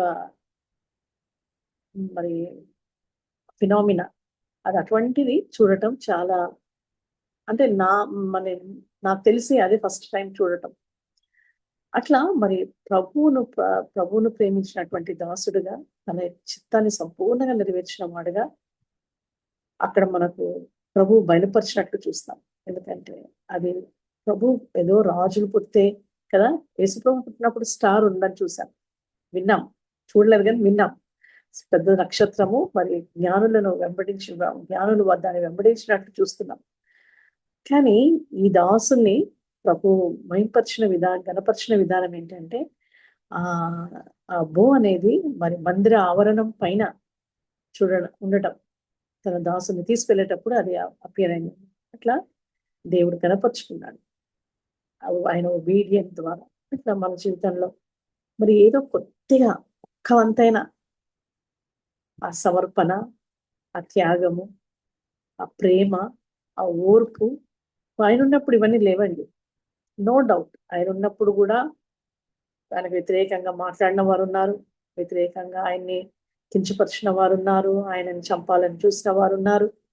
కానీ ఎక్కడ వారి యొక్క కుయుక్తి కానీ వారి యొక్క పనులు కానీ పనిచేయరు. ఎందుకంటే ప్రభువు అతనితో ఉన్నాడు కాబట్టి. మరి నిస్వార్థమైన సేవ, దేవుని మాత్రమే కనపరిచాడు. ఇప్పుడు మనుషులు కనపరుస్తున్నాం. చాలా సిగ్గుచేటిదంతా, చాలా బాధేస్తుందండి. మరి చూడలేని వాళ్ళు కొంతమంది అంటారు, అక్క చాలా బాధేస్తుంది అంటారు. మరి మేము అన్ని చూసాం హెబ్రోన్లో. భక్సింగ్ తాతను ఎదిరించిన వాళ్ళని చూసాము, తర్వాత వాళ్ళు ఏమయ్యారో కూడా చూసాము. కానీ ఇప్పుడు పరిస్థితులు తారుమారైపోయినాయి. ప్రభు చిత్తంలో, ప్రభువులో ఉండటానికి బదులు మనుషులని ప్రోత్సహిస్తూ, మనుషులని వెంబడిస్తూ, మనుషులని మరి ఆయన చెప్తున్నాడు. ఎవరు నిన్న మొన్న సండే ఏం చెప్తున్నానంటే, దైవజనులు ఈయనను పిలుచుకున్నారంట. ఎంత అన్యాయం అండేది. అంటే దైవజనులు పాపం చేస్తున్నారు అర్థం కావట్లే, వీళ్ళు పాపపు మాటలు చెప్తున్నారో అర్థం కావట్లే. దేనికని పిలుచుకున్నారు? ప్రభు అన్యాయస్తుడా? ప్రభు న్యాయవంతుడు కాదా? ప్రభు సింహాసనం మీద లేడా? ఆనాడు ఉన్న దేవుడు ఈనాడు లేడా? ఆనాడు అబ్రాహం, ఇస్సాకు, యాకోబులకు తోడుగా ఉన్న దేవుడు ఈనాడు తోడుగా లేడంటారా? ఆనాడు సమూయేలుని ఏర్పరచుకున్న దేవుడు ఈనాడు లేడంటారా? మనుషులు ఎందుకు ఆశ్రయిస్తున్నారు సౌలులాగా? సో పరీక్షించుకోవాలి, మనం పరీక్షించుకోవాలి. ఎటు వెళ్ళిపోతుంది మన పరిస్థితి? చాలా బాధేస్తూ ఉంటది, కానీ ఏం చేయలేని పరిస్థితి. ప్రార్థన మాత్రమే చేయగలం కాబట్టి దయచేసి విషయాల్లో ప్రార్థించండి. ప్రభు ఘనత, ప్రభు నామం మాత్రమే. అందరూ దేవుని ఎరిగిన వారే, కానీ ఎవరికి వారు పనిచేస్తా ఉన్నారు. అది కాదు కదా, ఐక్యతగా ఉండమంటారు. సహోదరులు కలిసి పనిచేయాలి. కలిసి ఉండట ఎంత మేలు, ఎంత మనోహరం అంటారు. కలిసి ఉండాలి. కలిసి లేక ఎంత పరిచర్య చేసినా ఐదు మరి ప్రభు ఎలా సంతోషిస్తున్నాడో నాకు తెలియదు, కానీ మరి ఎరిగినటువంటి మేము మాత్రం చాలా బాధపడతాము. కానీ ప్రభు కార్యాలు ప్రభు జరిగించుకుంటున్నాడు. కానీ అక్కడ సైతాను కూడా పనిచేస్తాం. ఎంత భక్తిగా, ఎంత పరిశుద్ధతను కాపాడుకుంటూ చేయాలని కొంతమంది వ్యక్తులు ఉన్నప్పటికీ మరి ప్రభు కార్యం ప్రభు చేసుకుంటూ పోతారు. సాతాను కూడా అదే పని చేస్తూ ఉంటాడు, ఇంకా ఎక్కువ చేయాలని చూస్తుంది. ఎందుకంటే ప్రభువునే శోధించినటువంటి సాతాను మనల్ని శోధించటము ఇట్స్ నాట్ అంటే hard thing for it. So దానికి అది కష్టతరం కాదు. ఎవరినైనా వాడుకుంటారు, ఎవరైనా ఉపయోగించుకుంటారు. సో అటువంటి చేతుల్లో మనం ఉండకుండా ప్రభు చేతిలో ఉంటూ ప్రభు కొరకే జీవించినట్లు ప్రభు వాటి కృప మరి ఆ దాసుడు it's not about him, it's about his. ఆయన గురించి కాదు, కానీ ఆయన చూపించినటువంటి మాదిరి అది మనం జరిగించాలని ఆశపడాలి. ఇట్లా మరి ప్రభు సంపూర్ణంగా తన దాసుడు ప్రభువును సేవించినట్లు మనం ఎరుగుదాం. అట్లా మనం కూడా ప్రభు నా మాటలే లోబడుతూ, ప్రభువుకే లోబడుతూ, ప్రభు కొరకు జీవించినట్లు ప్రభు వాటి కృప మనకు దయచేయం కాక. వీళ్ళ సాక్ష్యాన్ని బట్టి ప్రభుని స్తుతిస్తూ మరి బిడ్డలు అనేక దీవెనకరంగా ఆశీర్వదకరంగా ఉండనట్లు ప్రార్థించండి. అదే రీతిగా ఎల్సీ ఆంటీ, మరి ఆంటీ మేము చిన్నప్పుడు షీ వాజ్ అట్ హెబ్రోన్. మరి నాకు తెలిసి నేను 5th 6th క్లాస్ అనుకుంటా వాళ్ళకి మ్యారేజ్ అయింది. సో నాకు అది గుర్తుంది బాగా. అంకుల్ కూడా హెబ్రోన్లోనే ఉండేవాళ్ళు. హెబ్రోన్కి వచ్చారు సేవ నిమిత్తమై. మరి తర్వాత aunty uncle is from Chennai. So వారికి మ్యారేజ్ అయింది. నేను చాలా చిన్నదాన్ని, అది నాకు 5th క్లాస్ అట్లా గుర్తుంది, 4th 5th ఉంటాను.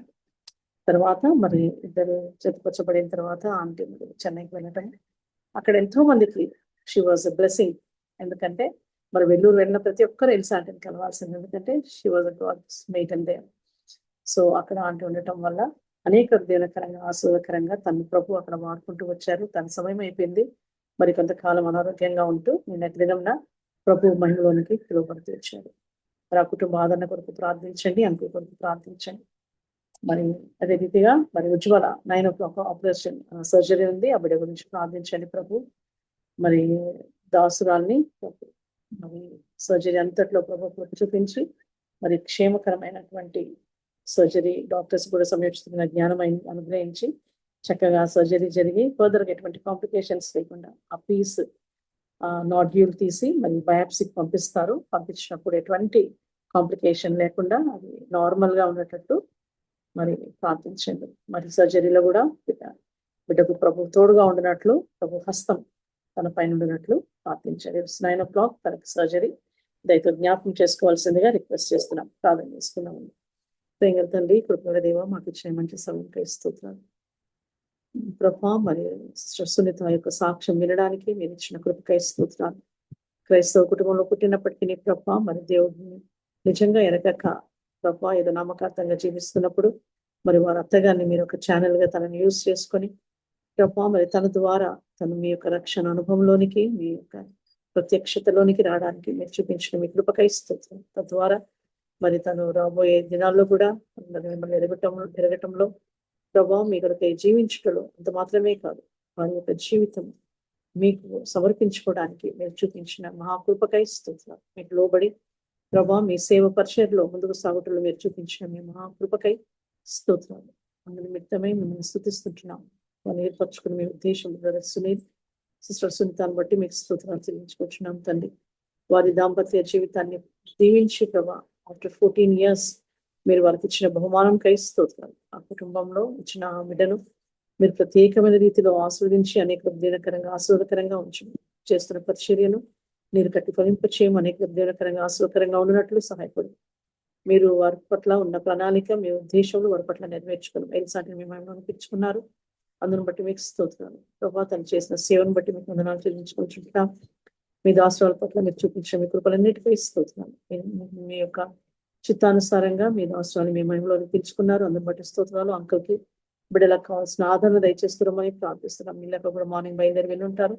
ఆ కుటుంబాన్ని దీవించు ప్రభా. మరి తోబుట్టువులను మీరు ఆస్వాదిస్తున్నామని ప్రార్థిస్తున్నాం. ఈ సమయంలో ప్రభా మీరు వారికి సమీపంగా ఉంటున్నామని ప్రార్థిస్తుంటున్నాం. తను ఆదరించండి, ఓదార్చండి. సంఘాన్ని ధైర్యపరుస్తున్నామని ప్రార్థిస్తున్నాం. ఉద్యోగుల గురించి ప్రార్థిస్తున్నాను. బిడ్డను జ్ఞాపకం చేసుకోవడము. మన 9 o'clock సర్జరీ ఉంటుండగా తండ్రి, మరి ఏదైతే ఆ థ్రోట్ ఆ నాడ్యూల్ ఏదైతే ఉందో ప్రభా, అది మరి సర్జరీ చేయనంటుండగా డాక్టర్స్ కి సమయోచితమైన జ్ఞానం దయచేసి చక్కగా ఎటువంటి ప్రాబ్లమ్స్, ఎటువంటి కాంప్లికేషన్స్ లేకుండా చక్కగా సర్జరీ జరిగి ప్రభా అది బయాప్సీకి పంపించినప్పుడు ఎటువంటి నార్మల్ రిపోర్ట్ రావడానికి మీ కృప చూపించండి. సమస్తాన్ని మీ కృపగల హస్తాలుగా చెప్పుకుంటున్నాం. ఆ బిడ్డను ప్రత్యేకంగా మీ కృపగల హస్తాలుగా చెప్పుకుంటున్నాం. తన బిడ్డతో ఉండండి, ఆ బిడ్డ చుట్టూ మీరు ఉండండి ప్రభా. సర్జరీ జరిగినంత సమయం మీ హస్తము వారి తనపైన ఉంచింది. మీ కృపలో జ్ఞాపకం చేసుకోమని ప్రభా త్వరగా మరి తను రికవర్ అయ్యే విషయాల్లో కూడా పోస్ట్ ఆపరేటివ్ కేర్ లో కూడా బిడ్డ తోడుగా ఉండి మీ నామానికి ఘనత తెచ్చుకోమని ప్రార్థిస్తూ సిస్టర్ రూత్ అబ్రామ్ గారికి కావాల్సిన నెమ్మది ప్రభా ఈ విషయంలో మీ కృప తెచ్చింది. మీ దాసులను జ్ఞాపకం చేసుకుంటూ రమ్మని ప్రార్థిస్తూ ప్రభా ఆన్లైన్లో వచ్చిన బిడ్డలకై స్తోత్రాలు. ప్రతి ఒక్కరిని ప్రభా కుటుంబాన్ని దీవించము. ఎవరు ఏ అవసరం ఎక్కడ కొద్ది ప్రార్థించమన్నారు వారందరి గురించి ప్రార్థిస్తున్నాం తండ్రి. దైవజనుడిని కూడా జ్ఞాపకం చేసుకోవడానికి మీరు ఇచ్చిన కృపకై స్తోత్రాలు. ఆ ఒక్కని విశ్వాసము ద్వారా, ఒక్కడి విధేయత ద్వారా, ఒక్కడు చూపించిన సమర్పణ ద్వారా ప్రభా మీరు జరిగించుకున్న మీ కార్యాలకై స్తోత్రం. ఆ రీతిగా మేము కొద్దిపాటి ప్రభా మరి మాకు ఇచ్చినటువంటి ప్రభా తనను చూడడానికి మీరు ఇచ్చిన కృపకై స్తోత్రం. అనేకులంగా ప్రభా మరి మేము అట్టి దాసుని మేము కూడా పౌలు చెప్పినట్లు నేను క్రీస్తుని పోలి నడుచుకున్న ప్రకారంగా మీరు నన్ను పోలి నడుచుకున్నాడు అన్నట్లు ప్రభా దైవజన జీవితమే మేము సాక్ష్యంగా చూస్తూ వచ్చాం. అందుని బట్టి స్తోత్రం. మేము కూడా ప్రభా ఆ రీతిగా మేము ముందుకు సాగుటలో మా విశ్వాసంలో స్థిరంగా ఉండడానికి, నమ్మకమైన పరిచర్య చేయడానికి, నమ్మకంగా జీవించడానికి, యథార్థంగా ఉండడానికి మమ్మల్ని అందరినీ ఆ రీతిగా ఆయత్తపరుస్తూ ప్రభా మీ ప్రీతికరమైన జీవితం మేము జీవించినట్లు మమ్మల్ని బలపరచమని మా సంఘాలను జ్ఞాపకం చేసుకుని ప్రభా మీరు మీ రక్తం ఇచ్చి కొనుక్కున్న ఈ సంఘాలన్నిటిపైన మీ ఆశీర్వాదం కుమ్మరించండి. మీ హస్తం ఉంచండి తను. మీ భయాన్ని ఆవరింపచేయండి. మీ కృపలో జ్ఞాపకం చేసుకుని ప్రభా మీరు ఆనందించినట్టు సహాయపడుతున్నామని ప్రార్థిస్తాం. ప్రతి ఒక్కరితో మీరు మాట్లాడము తండ్రి. సమకూర్చుమునైనా పోయినటువంటి సాక్ష్యాన్ని తిరిగి సంపాదించుకున్నట్లు మేమందరము భారముతో బాధ్యతతో పనిని ముందుకు కొనసాగుతున్నాం. మీ కృప చూపించమని మమ్మల్ని అందరినీ మీ కృపగల హస్తాలకు అప్పచెప్పుకుని ప్రభానారోగ్యంగా ఉన్న బిడ్డను జ్ఞాపకం చేసుకుని ప్రభా అవసరం అక్కలు ఉన్నవాడిని జ్ఞాపకం చేసుకుని కష్టకాలంలో కన్నీటితో ఉన్నవాడిని జ్ఞాపకం చేసుకుని సిస్టర్ మర్సిని కూడా జ్ఞాపకం చేసుకునేనా దీని అవసరాలపైన మీ హస్తం ఉంచండి తండ్రి. మరి చాలా వీక్ అయిపోతుంది ఈ కిమోస్ ద్వారా ప్రభా మీ దాసరాల పట్ల మీ ఉద్దేశంలో నెరవేర్చుకుని మీ చిత్తంలో ఉంచుకొని మీ కాపుదల భద్రత తెచ్చి మీ హస్తం తనపై నుంచి రీతిగా తండ్రి ఒకరి భారంలో ఒకరు భరించడానికి, ఒకరి గురించి ఒకరు ప్రార్థించుకోవటానికి అంటే ప్రార్థన మనస్సు మీరు మాకు దయచేసి, భారము దయచేసి ప్రభా నిత్యము ప్రార్థించువారుగా ఉండడానికి సహాయం చేయండి.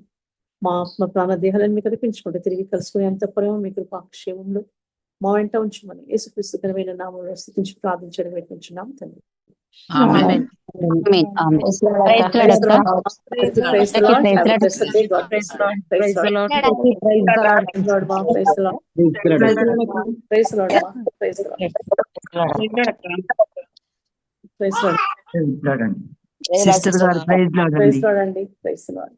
ఒక small Welcome. Request sister garu. Praise రాడమ్మా, ప్రైజ్ రాడ్.